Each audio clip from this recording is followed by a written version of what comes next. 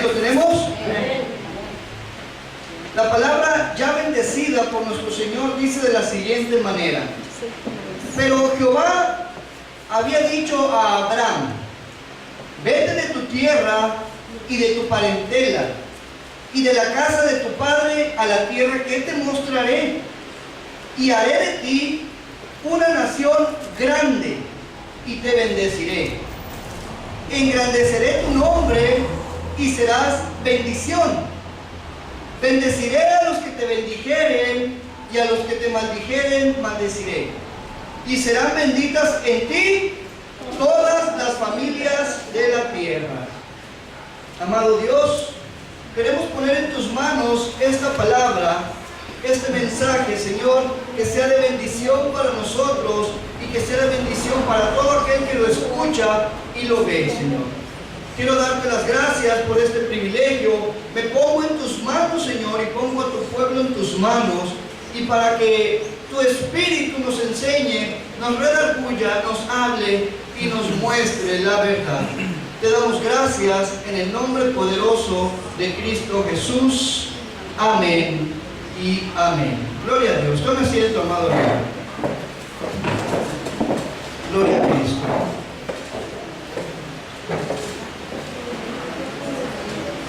Santo eres. Aleluya. Moisés escribió el libro del Génesis. Moisés habla acerca de Abraham. Estos 3 versículos. Y estos 3 versículos nos hablan acerca de promesas. Promesas. La Biblia tiene más de 3000 promesas para los hijos de Dios. Pero hoy yo quiero hablarle de las 7 promesas que le hizo a Abraham el Señor. El Señor le prometió a Abraham 7 cosas y están escritas en estos 3 versículos.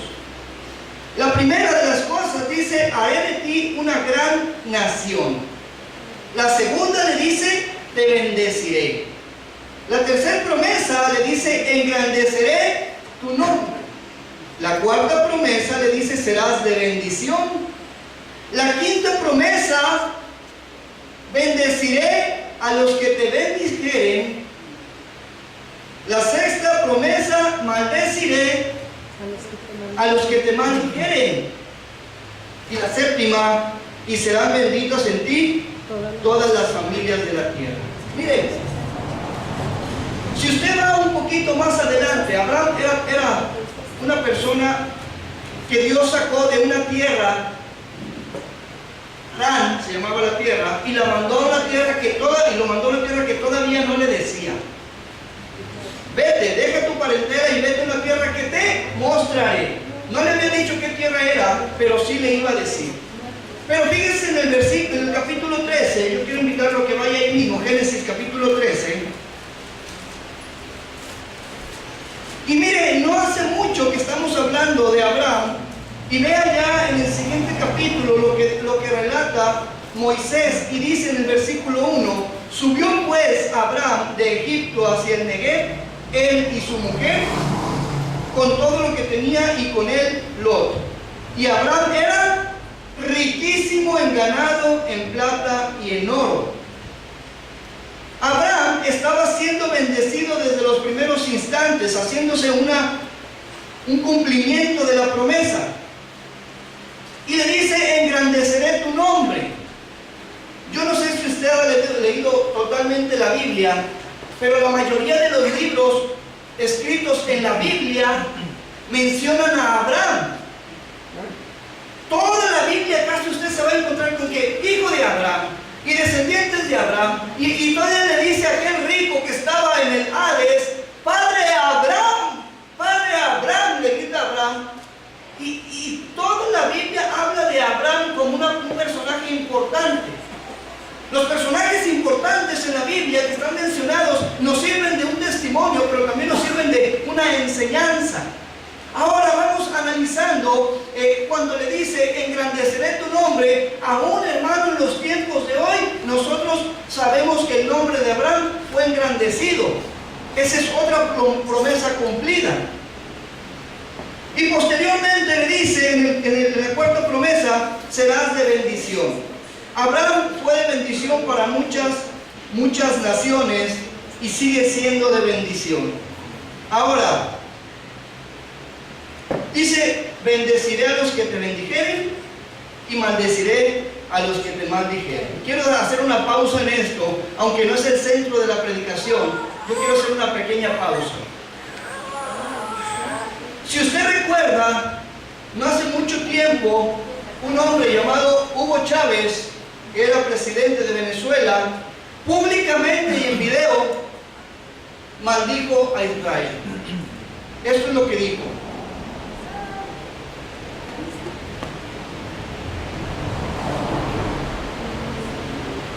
Eso es lo que dice la palabra de Dios. Dios no miente en lo que dice lo cumple. Ese es el libro que acabamos de leer, Génesis 12, capítulo 3. Ese lo leímos ahorita. Por ello, Estados Unidos con sus aliados, Israel, nos acusa a mí me acusan de patrocinar el terrorismo. Son ellos los que patrocinan el terrorismo. Aprovecho para condenar de nuevo, desde el fondo de mi alma y de mis vísceras, desde el fondo de mi alma y de mis vísceras, desde el fondo de mi alma y de mis vísceras, al Estado de Israel. Maldito seas, Estado de Israel. Maldito seas, Estado de Israel. Maldito seas, terroristas y asesinos.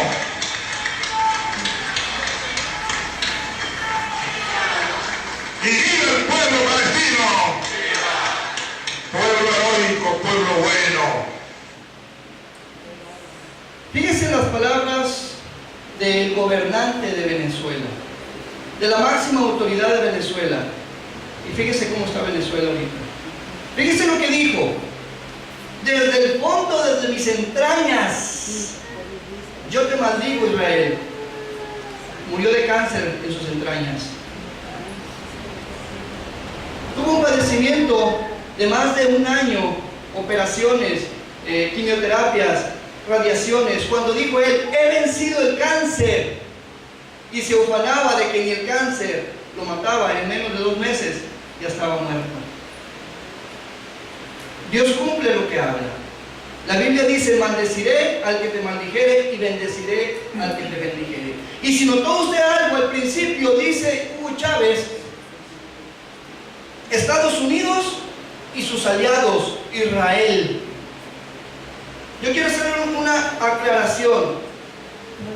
En los años de 1940, cuando la Segunda Guerra Mundial, los más oprimidos, los que estaban siendo exterminados, se llamaban judíos. ¿Recuerda usted eso? Estados Unidos defendió a los judíos.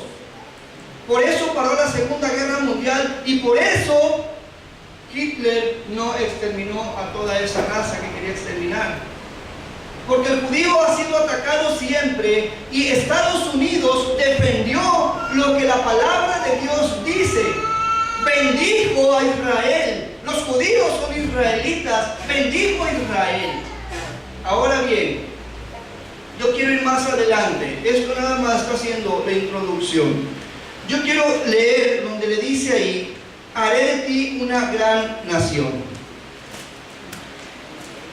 En los tiempos del rey David, le estoy hablando año 1010 antes de nacer Jesucristo, en el tiempo del rey David, Israel era la nación más poderosa del mundo. Así como hoy podemos comparar a Estados Unidos como la nación más poderosa del mundo, Israel era en el 1000 antes de Jesucristo la nación más poderosa del mundo. Dios le había dado la capacidad a David de pelear aún en contra de gigantes. Dominó naciones, conquistó terrenos, se enriqueció en grande manera y el templo que hizo Salomón de tanta riqueza que había en Israel, lo tapizó de oro. Todos los utensilios que se usaban en la casa de Jehová eran oro puro. Los escudos que usó Salomón eran oro fundido.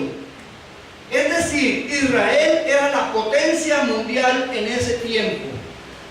¿Y sabe por qué? Le voy a explicar por qué. Porque hoy Israel no es ninguna potencia. Si usted se da cuenta, Israel está siendo cada vez más pequeño y muchos países lo han conquistado. A través de los tiempos lo han conquistado. ¿Por qué? Si en un tiempo podemos pensar que fuera potencia mundial, porque en ese tiempo gobernaba un rey que amaba a Dios. Esa es la razón principal.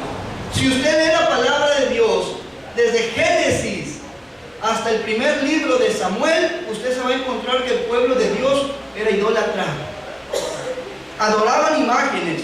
Si usted ve en Génesis, destruido el pueblo completo por la maldad que tenía, el diluvio.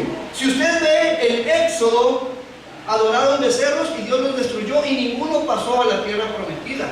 Si usted ve en Levíticos, si usted ve en Jueces, si usted ve en Números, usted se va a dar cuenta que el pueblo de Israel se la pasaba de fracaso en fracaso a causa de su idolatría. Pero llega un rey. Lea usted todo el segundo libro de Samuel y en ningún versículo va a encontrar que el pueblo de Israel adoraba imágenes. Léalo. Lea eso para que usted se dé cuenta. Podemos ver la bendición de Dios a causa de la fidelidad de un pueblo. Pero ¿por qué un pueblo fue fiel? Antes no era el pueblo fiel. Entonces, ¿qué logró llevar a la fidelidad a un pueblo? Un hombre. Un hombre que puso ante todo a Dios. Ese es el principal motivo porque Israel era potencia del mundo. El rey David escribió muchos salmos. Usted puede conocer la expresión de una persona o puede conocer el pensamiento de una persona con las expresiones escritas. Y en todos sus salmos, o en la mayoría de sus salmos, David engrandecía el nombre de Jehová. Amén. Sí es. Engrandecía el nombre de Jehová y reconocía su grandeza y se sujetaba a las órdenes de Jehová. Un rey lleno de dinero, un rey con mucha bendición, un rey que era una nación inigualable. Dice la Biblia en el libro de Samuel, en el segundo libro de Samuel, habla alrededor de los capítulos del 7 hasta el 9, más o menos las conquistas de David, y dice que la gente, fíjese usted, hermano, algo importante, ya no esperaban ser invadidos por David, ya no esperaban. Iban emisarios del rey o el mismo rey y le decía a David: aquí estamos vencidos ya, ni vayas a pelear con nosotros, dinos qué tenemos que hacer, me vas a pagar tributo. Sí, te vamos a pagar tributo. Ya los pueblos no peleaban con David, porque David era un hombre que temía al Señor. Y quiero que vea simple y sencillamente en algunos versículos del libro de los Salmos, usted se va a dar cuenta cómo David, Salmo 9, no le hace que no vaya ahí, Salmo 9 dice: te alabaré, Jehová, con todo mi corazón. Salmo 7 dice: Jehová, Dios mío, en ti he confiado, sálvame de todos los que me persiguen y líbrame, oh Señor. Salmo 8 dice: oh Jehová, cuán glorioso es tu nombre en toda la tierra. Salmo 103 dice: bendice alma mía Jehová, y bendiga todo mi ser su santo nombre. Bendice alma mía a Jehová y no olvides ninguno de sus beneficios. Él es el que perdona tus iniquidades, dice. Él es el que sana tus dolencias. Él es el que rescata del hoyo tu vida, el que te corona de favores. Él es misericordioso y que sacia de bien tu boca. David expresaba lo que Dios era en su vida. David exponía a la gente lo que Dios era en su vida. Cuando era el rey más poderoso de toda la tierra, por mi Dios, decía David, yo soy lo que soy. Amén. No se gloriaba el suelo. Cuando David iba a ir a la guerra, ¿sabe lo que hacía? Consultaba a Jehová. Jehová, ¿voy a la guerra con ese pueblo? ¿Me lo vas a entregar en mis manos? Y le decía al Señor: ve, David, te voy a entregar a los filisteos en tus manos. Y cuando no se los iba a entregar, le decía: no vayas, David, vete por tal camino y allá te vas a encontrar y vas a hacer esto, esto y esto otro. Y David obedecía al Señor porque David tenía un corazón sensible al Señor. ¿Cuántos tienen un corazón sensible al Señor? Ahora, algo importante de David, algo que me llama mucho la atención de David, es que cuando él ganaba las victorias, no se quedaba con todo. Era una persona que era justo con sus súbditos, bendecía a sus súbditos, una persona bendecida, y por eso dice la palabra de Dios: serás de bendición. Porque un país como Israel, que había venido desde el libro de los jueces, vea usted el libro de los jueces, se va a encontrar con que el pueblo de Israel lo sujetaron los moabitas, el pueblo de Israel lo tenía bajo yugo los sidonios, el pueblo de Israel todo el tiempo lo veía de esa forma. Pero en el libro de los reyes o en el libro de Samuel, usted se encuentra un Israel totalmente distinto, un Israel triunfador. ¿Por qué? Porque tenían un líder distinto. Ahora vamos a aplicar un poquito el liderazgo de David al liderazgo que tú tienes hoy, al liderazgo que nosotros tenemos hoy. ¿Por qué a veces nuestras familias no funcionan? Pon a tu familia como si fuera una nación. Pon a tu familia como un ejemplo, como lo hizo David. David recibe una nación con problemas. Mira que Saúl le entregó a David una nación con muchos problemas. Acababan de ser derrotados por los filisteos, acababan de matar a Saúl los filisteos. David debió haber empezado con miedo, pero no empezó con miedo porque sabía y decía: Jehová es mi gigante, Jehová es mi respaldo.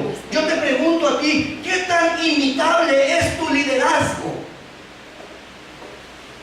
¿Podemos imitar a David? Claro que lo podemos imitar, pero ¿qué tan imitable es tu liderazgo? ¿Cómo te presentas tú ante una familia y le dices: aquí en la familia yo soy la cabeza de la familia? ¿Qué tan imitable es tu liderazgo? ¿Qué tan imitable eres tú en la escuela? ¿Qué tan imitable eres tú en tu trabajo? ¿Qué tan imitable eres tú con los que te conocen? Porque esa fue la causa del éxito de David. Ser imitable, ser una persona que amaba a Dios, una persona que tenía relación con Dios, una persona que conocía a Dios y Dios la conocía a él. Esta persona de David marcó la historia en el libro de los reyes. Después de David, ningún rey fue como David, ni su propio hijo Salomón, que heredó mucha riqueza. Si usted se da cuenta, después de Salomón, que viene con tanta idolatría, viene un pueblo tras otro dominando a Israel, terminando con 70 años de cautividad. ¿Ha escuchado los 70 años de cautividad? Babilonia cautivó al pueblo de Israel y lo sujetó 70 años. 70 años. David era un líder que conocía a Dios. ¿Cuántos de aquí pueden decir: conozco a Dios? No me conteste, no me conteste, solo analice. ¿Cuántos podemos decir: mi vida es un fracaso? Pero ¿conoce usted a Dios? ¿Tiene una relación con Dios? Mire la vida de David, y se postraba bajo tierra, en tierra completamente, y adoraba de esa forma. ¿Cómo está nuestra adoración? A veces nuestra adoración es manejando. Padre, te doy gracias porque mira, eres bueno y misericordioso. No le damos 10, 15 minutos postrados. ¿Cómo está mi relación con Dios? Yo quiero exigirle a Dios: Dios, yo quiero ser bendecido como dice la Biblia, y en ti serán benditas todas las familias de la tierra. Pero no soy como Abraham, pero no soy como David, no soy imitable. Por el contrario, soy una persona quizá avergonzable, porque alguien me puede avergonzar de mi camino que dice ser cristiano, o de mi camino que dice ser de bendición. Puedo decir que soy de bendición, pero solo lo puedo decir. ¿Qué hizo David y qué hacemos cada uno de nosotros? Podemos encontrar esa palabra Y me gustaría adoptar esa palabra. Dice, en ti serán benditas todas las familias de la tierra, y sentirme bendecido. O de sentir que dice, haré una gran nación de ti. ¿Usted cree que México es una gran nación? Usted nada más conteste si cree que México es una gran nación. Y nosotros vivimos en México. ¿Dónde está la promesa de Dios para nosotros? ¿Está fallando Dios? La idolatría, Israel era una gran nación, es cierto. Israel era una gran nación. Hubo un tiempo que solo el nombre de Israel causaba terror a las demás naciones. Usted no encontrará en los tiempos que gobernó David la idolatría ni las prácticas de espiritismo, sino la obediencia a Dios. Eso despierta la misericordia de Dios. La Biblia dice, no te harás imagen de lo que está en el cielo, ni en la tierra, ni debajo de la tierra, ni te postrarás a ellas, ni las adorarás, ni las honrarás, porque yo soy un Dios celoso que visita la maldad de los padres en los hijos hasta la tercera y cuarta generación de los que me aborrecen. Pero que hago misericordia, dice, a millares de generaciones de los que aman y obedecen mis preceptos. amén. Así es. Tenemos la clave en la mano. Tenemos la información importante en la mano. Y sacudimos la mano y la dejamos ir. Es que dice el Señor, no amarás imagen. Es que dice el Señor, me bendecirás. Es que dice el Señor, me honrarás. Y no lo hago. Israel dejó de hacerlo. E Israel dejó de ser una gran nación. No es que haya fallado Jehová, ni tampoco está fallando Jehová cuando dice que hará de nosotros una gran nación, ni tampoco está fallando Jehová cuando dice que en él, que en Abraham seremos benditas todas las familias. No me conteste, piense en sus problemas familiares, piense en sus problemas familiares y solo contéstele al Señor y dígale, Señor, ¿cómo es que me dijiste que en ti seremos benditas todas las familias de la tierra y esto me está fallando? Y verá que el Señor le va a contestar, ¿sabes por qué te está fallando? Porque tú me estás fallando a mí, dice el Señor. Quiero hablarte de otra gran nación. Nuestros vecinos, los estadounidenses, en estos dos puntos siguientes, nada más voy a tocar 2 puntos más. Te voy a mostrar 2 esquemas diferentes. 2 esquemas espirituales totalmente diferentes y 2 resultados físicos y económicos totalmente diferentes. Fíjate bien lo que te digo. 2 esquemas diferentes espirituales y 2 resultados totalmente contrarios entre uno y otro esquema. Estados Unidos. Quiero ponerte por ejemplo Estados Unidos. No está muy lejos. Muchos de ustedes conocen Estados Unidos, algunos han estado allá, pero muchos de ustedes saben las noticias de Estados Unidos. La primer potencia del mundo, dice. El mundo se rige por su moneda, ¿sabía usted eso? El dólar rige el mundo. Ahora les voy a hablar un poquito de Estados Unidos. Al igual que México, en Estados Unidos estaba semipoblada por tribus indígenas. Los chipehuas, los cheyennes, los cheroquis, los apaches, todo ese tipo de indios, todo ese tipo de tribus indígenas fueron conquistadas. Aquí nosotros estábamos los tarascos, estábamos otra serie de indígenas también en México. Pero hubo una diferencia en la conquista. España conquista México, Inglaterra conquista Estados Unidos.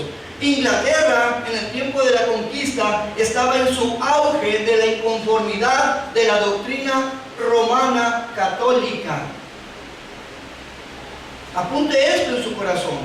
Cuando llegan los ingleses traen el evangelio a Estados Unidos. El evangelio lo traen a Estados Unidos. Cuando llegan los españoles traen la idolatría a México. Miren, aquí se apareció ya la que ocupamos. Tepeyac. Y el puño de nativos mexicanos llegan y ¡ay, la Virgencita de Tepeyac! Cuando allá en Estados Unidos llega el Evangelio verdadero. Y se empieza a predicar la palabra de Dios en Estados Unidos con claridad. Y esto fue lo que hizo a los estadounidenses pensar de una forma distinta a como pensamos nosotros los mexicanos.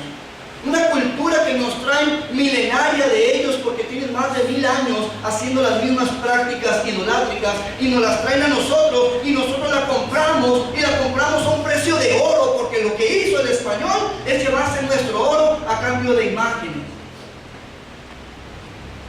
Otra de las cosas que el país estadounidense adoptó es un lema: ¿qué puedo hacer yo por mi país? Eso piensan los estadounidenses, porque es el lema espiritual. ¿Qué puedo hacer yo por mi hermano? El lema de México es ¿qué puedo sacarle a mi país? ¿O qué puedo sacarle a mi vecino? Fíjense los distintos pensamientos. No es raro que Estados Unidos esté triunfando, no es raro que México esté sumergido en la pobreza y en la miseria. Solamente son acontecimientos que van llevando de un punto a otro. Estados Unidos adopta la idiosincrasia de ayudar a los demás. México la adopta de quitarle a los demás. Lo que nos trajeron los españoles hasta ahorita están gobernando en México. Vinieron a saquear México y los gobernantes siguen saqueando México. La misma idea que trajeron los españoles gobernando en México, a la que llamaban la Nueva España en México, el mismo sistema tienen los partidos ahorita, saqueando al mexicano, saqueando al nacional, saqueando las riquezas. Vean ustedes, por eso les quiero mostrar dos esquemas diferentes, el estadounidense y el mexicano. Estados Unidos empezó a ser poblado por personas esforzadas y tesoneras que se proponían algo y lo lograban. México fue poblado por personas que solamente se dejaban intimidar y engañar. Estados Unidos fue poblado por personas que temían verdaderamente a Dios. México fue poblado por personas que se postraban ante una imagen. Estados Unidos con gente con espíritu de lucha, porque así somos los hijos de Dios, somos con un espíritu de lucha. No nos rendimos ante las circunstancias, tenemos un Dios al que clamamos, pero somos con un espíritu de lucha.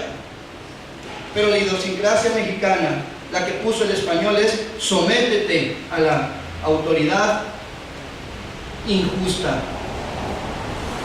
Eso fue lo que heredamos. Estados Unidos no lo heredó.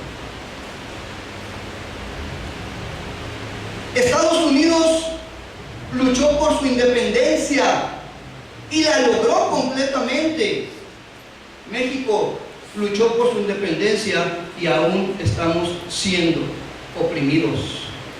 Aún después de más de 100 años de independencia que celebramos, aún seguimos siendo oprimidos por el gobierno. Estados Unidos es un ejemplo para nosotros. Nos cae mal. Nos cae mal como nos cayera mal nuestro vecino que está prosperando y hace una casa de 2 pisos y le mete maderas finas y le mete aire acondicionado. ¿Qué están haciendo eso? Van a vender droga. Estados Unidos ha progresado porque tiene un espíritu de lucha y porque tienen un espíritu de Dios. Dios le ha ayudado mucho a ese país. Dios ha ayudado mucho a ese país porque el Evangelio de Dios llegó limpiamente. Mire,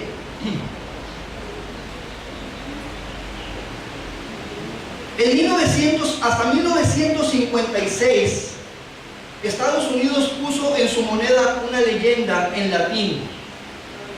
Esa leyenda se lee de la siguiente manera: E pluribus unum. E pluribus unum quiere decir de muchos, uno.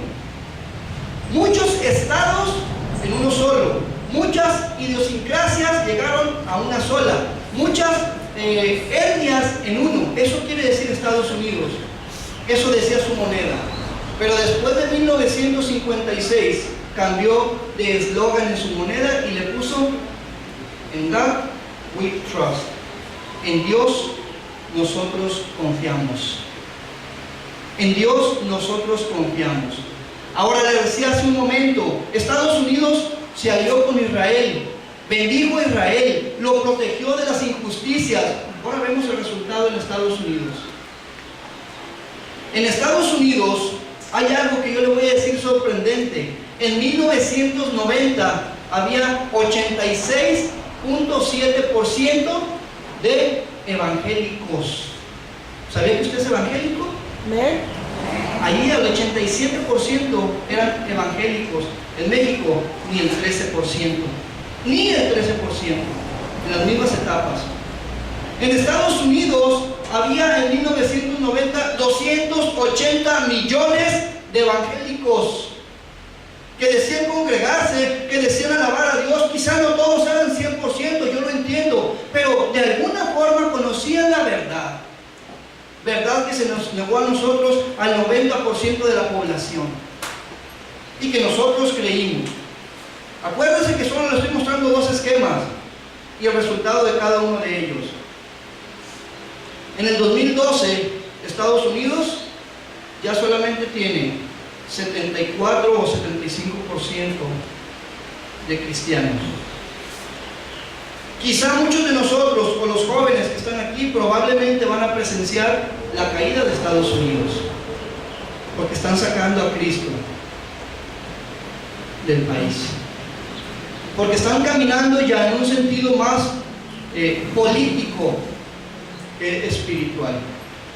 Estados Unidos, algo que me llamó mucho la atención que sucedió en estos días, quiero poner ese video antes de continuar. En una ceremonia poco común en el Capitolio de los Estados Unidos, el presidente Donald Trump rindió homenaje al fallecido reverendo evangélico Billy Graham, que permanecerá en el edificio hasta este jueves para que el público pueda presentar sus respetos. Durante el acto al que también asistieron el presidente de la Cámara Baja, Paul Ryan, y el líder de la mayoría en el Senado, Mitch McConnell, el presidente estadounidense recordó la entrega de Graham a los menos favorecidos. Billy Graham llevó su mensaje por todo el mundo, pero su corazón, como diría Franklin, siempre estuvo en Estados Unidos. Llevó su mensaje a los lugares más pobres, a los oprimidos y a los quebrantados de corazón, a los presos y a los ignorados y descuidados. Sintió una gran pasión por los olvidados.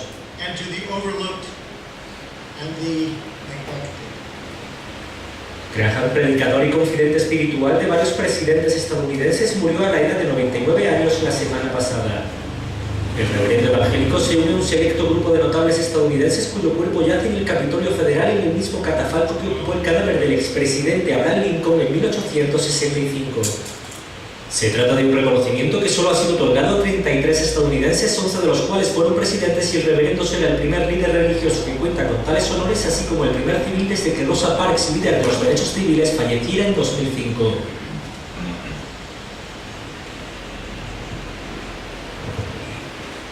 Fíjese el honor que recibió un evangélico en Estados Unidos.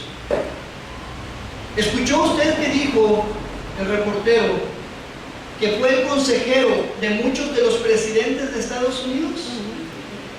Un líder, como nosotros somos en México, evangélico, influyó en la dirección de un país como Estados Unidos. No es coincidencia que usted sea la primera potencia, que la mayoría de sus pobladores sean evangélicos. Billy Graham tiene un reconocimiento en todo el mundo. Él predicó en una ocasión ante más de 250 millones de personas, unos por radio, otros por televisión y otros físicamente en Estados Unidos. Billy Graham dedicó su vida a un país y a que ese país caminara bajo el temor de Dios, y estos son los resultados. ¿Cuándo he escuchado que un presidente de la República pida consejo espiritual? ¿Cuándo he escuchado que un presidente o un gobernador le pida un consejo, y menos a un evangelista? No es extraño, hermano, que estamos en el lado totalmente opuesto del lado que está Estados Unidos. Hoy vemos el ejemplo de una nación, ejemplo para nosotros. Hoy vemos un evangelista, ejemplo para nosotros. Billy Graham entregó su vida totalmente al evangelio de Dios. Hay una historia que relataba Billy Graham, que en una ocasión el expresidente Kennedy le pidió que fuera a hablar con él. Y cuando fue a la Casa Blanca, lo hospedaron ahí porque se iba a quedar, dice. Y Dios puso en su corazón que fuera a hablarle de Dios y que le dijera que aceptara a Jesucristo como su Salvador. Billy Graham estaba muy malo de la gripa, muy malo del resfriado. Y dijo, mañana por la mañana voy a ir. Fue y se durmió. A otro día el presidente salió y lo mataron después. Nunca aceptó a Jesucristo a causa de que él se detuvo en un momento. Eso confesó él. Pero aún así fue un reconocido hombre. Un reconocido hombre que se esforzó por un país que ahora es el país más poderoso de la tierra. ¿En eso estamos de acuerdo?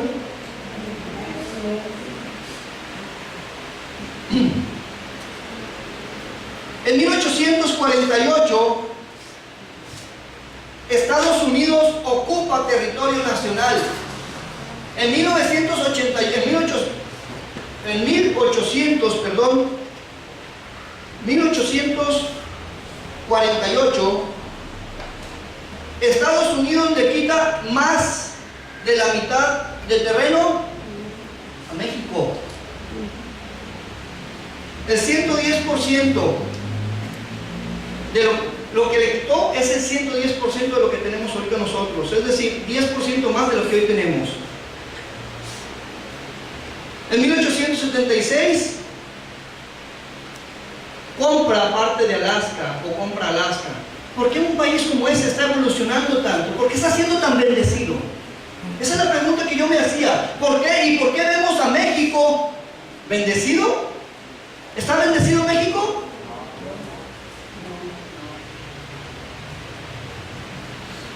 Estados Unidos es el ejemplo para nosotros, pero nos cae mal.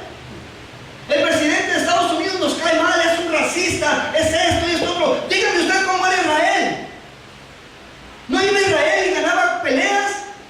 ¿No sacó a Jericó? ¿No los mató a todos? ¿Cómo ganaron las guerras Israel? ¿A poco les pedía por favor que se salieran? Sálganse porque yo vengo de parte de Jehová. Iban y mataban a sus contrincantes. ¿Cómo quiere que Estados Unidos gane las guerras? Aunque sea un país bendecido, tiene que pelear por sus guerras. ¿Por qué Dios no nos dio la victoria a nosotros? ¿Por qué nos quitó más de la mitad de nuestro terreno? ¿Por qué? Por la diferencia que era un país evangélico y este era un país idólatra. Así es, así es. Estamos cayendo por la idolatría, pero aún sigue la gente. Mira, ahorita que venía una camioneta llena de monos pintados, llenos de bendición, santos por todos lados, con tanta santidad, y aún la gente no puede entender que estamos siendo oprimidos por tanta idolatría en México. 500 años de idolatría. 500 años o más de 500 años nos han llevado al estado donde estamos ahorita, y 500 años de evangelismo han llevado a Estados Unidos a la posición principal en todo el mundo. Al que te bendijere, yo lo bendeciré, dice el Señor. Ahora quiero hablarte de México.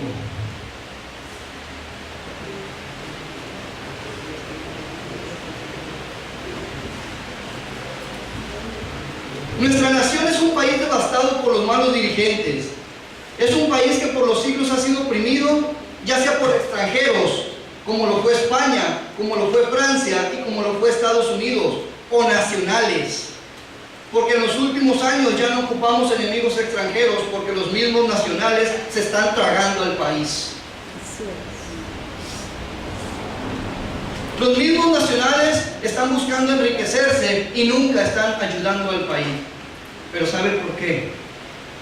Porque ningún presidente ha pedido consejo de Dios. Hoy estamos por entrar a una nueva etapa de gobierno, dirigentes nacionales, candidatos a la dirección de México. No sean ciegos, abran sus ojos, pongan por ejemplo Estados Unidos, un país evangélico en el progreso, un país bendecido por Dios, porque dice: y haré de ti una gran nación. Mientras nosotros seamos un país hundido en la idolatría, no vamos a poder salir de esa miseria. México es un país bueno. Yo no digo que sea un país malo, pero es un país que ha sido engañado por muchos años y que la gente no quiere salir del engaño español, del engaño católico. México es un país que tiene muchas riquezas en su terreno, pero riquezas que han aprovechado otros países, y México se ha quedado sin nada, o se está quedando sin nada. México, al contrario de Estados Unidos, ha sido conquistado por el engaño. Más del 80% de la población. Yo puedo entender que nos hayan engañado, hermano. Yo puedo entender que los indígenas no conocían, pero hoy el mundo conoce y todos tienen una Biblia en la mano para seguir engañados todavía. Pero a veces me sorprende también mi trabajo de las cosas de Dios. A lo mejor mi trabajo no está siendo bueno. A lo mejor yo no he podido sacar a los suficientes de la idolatría para que abran sus ojos y sepan que en Jehová podemos ser benditas todas las familias de la tierra. Esto es un llamado a cada nación, es un llamado a cada individuo. Nosotros representamos una nación. Mientras nosotros no sigamos adelante en la verdad, la mentira nos va a consumir como nos ha ido consumiendo todo el tiempo. México es un país que, aunque muy devastado, aún puede salir adelante. Tal vez tú te preguntas: ¿yo qué puedo hacer? Yo solamente soy un individuo. México está compuesto por individuos. Cuando el Evangelio de Dios crezca en México, el amor de los habitantes de México va a crecer. ¿Qué estoy haciendo yo? Te preguntaba hace un rato: ¿eres un líder imitable?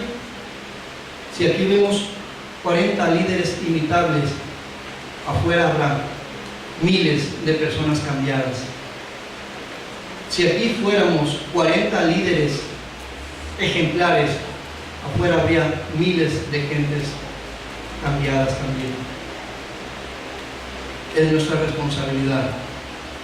Es nuestra responsabilidad orar por los dirigentes. Es nuestra responsabilidad hablarle a los dirigentes también, que sepan ellos que el país se ha hundido, no solo por ellos, sino también por la idolatría de México. Que los dirigentes, los que buscan servir al país, busquen primeramente a Cristo, porque la palabra de Dios dice: el principio de la sabiduría es el temor de Jehová. Mientras los dirigentes dirijan sin temor a Jehová, nunca van a poder dirigir con sabiduría a un país. Tomen por ejemplo a Venezuela. Tomen por ejemplo a Cuba. Países que han echado fuera el Evangelio de Dios.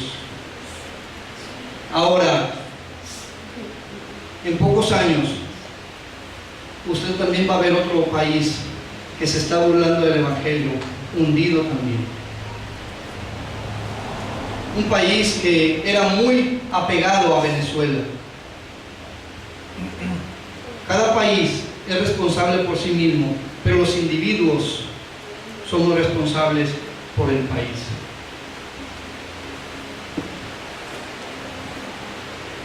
Necesitamos vivir en el amor de Cristo.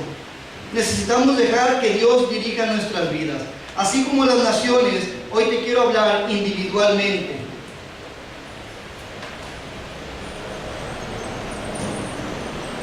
¿Qué tan unidos somos? Mira Estados Unidos. Cuando el país se pone en guerra, la gente trabaja para el país. La gente se une. Mira México, en cualquier conflicto vemos gente robando a otras personas enfrente de nosotros y hacemos como que no vemos. No hay unión de verdad. ¿Qué está pasando con mi vida? ¿Por qué mi familia se está destrozando? ¿Por qué mi matrimonio se desintegró de un momento a otro? ¿Busqué a Dios? ¿Puse a Dios como mi bendición? ¿Somos familias bendecidas? ¿O no aplica el mensaje que dio Jehová a Abraham para nosotros? En ti serán benditas todas las familias de la tierra. Espérate, Dios. Me estás mintiendo, Dios. Porque yo no soy bendito. Mi familia no ha sido bendita. Nunca ha sido bendita. Siempre tengo peleas. Siempre tengo discusiones. Siempre tengo problemas. Mis hijos se van de mi casa. Mi esposa me engaña. Tengo peleas con mi familia. ¿Dónde está la bendición? ¿Dónde está la bendición? Y la pregunta puede ser, ¿eres acaso como Abraham? ¿Eres acaso como David? ¿Eres acaso como uno de los discípulos de Jesús? Quizá esa sea la respuesta para las naciones y para los individuos. Quizá nuestro comportamiento no ha sido ejemplar.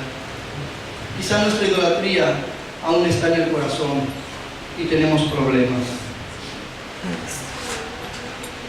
Este también es un llamado a los matrimonios. En un matrimonio es como una nación. Tiene también un dirigente que si está en las manos de Dios, verá la gloria de Dios. Y si está en las manos del mundo, será alejado de Dios. También es un llamado a los individuos, los que formamos familias, comunidades, ciudades, estados, países. Y tal vez dirás, ¿yo qué puedo hacer? Puedes clamar, puedes orar, puedes pedir, puedes rogar porque Dios esté en este país y que haga conforme su misericordia, porque puedes vivir bajo la sujeción de Dios por medio de la palabra. Termino con un llamado a los candidatos presidenciales. Si de alguna forma llega este mensaje a uno de ellos, dejen de actuar con su propio deseo. Busquen el camino de Dios. La Biblia dice, cuando buscamos a Dios, Él nos da la sabiduría. Y si quieres gobernar con sabiduría, métete en el temor de Dios. Y si quieres gobernar un país que sea próspero, sujétate a Dios y quita la idolatría de tu vida. Yo quiero pedirle a la iglesia que se ponga de pie.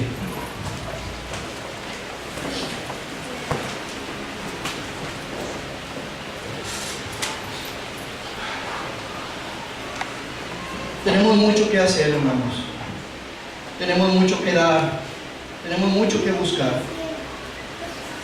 Nuestro país está en los últimos lugares en todo lo que usted quiera considerar. Cuando Estados Unidos está en los primeros lugares en industria, en tecnología, en ciencia, también lo está en espiritualidad. Es de los países que más habitantes cristianos tienen. Necesitamos trabajar mucho en estas cosas.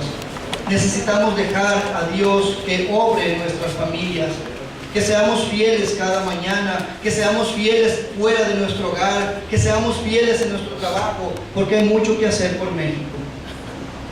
Viene un tiempo difícil, hermano. Viene un tiempo difícil. Oremos al Señor y pongamos en sus manos nuestras vidas y la vida de todos los mexicanos. Pongamos en sus manos el país y esperemos que seamos una nación bendecida. Amado Dios,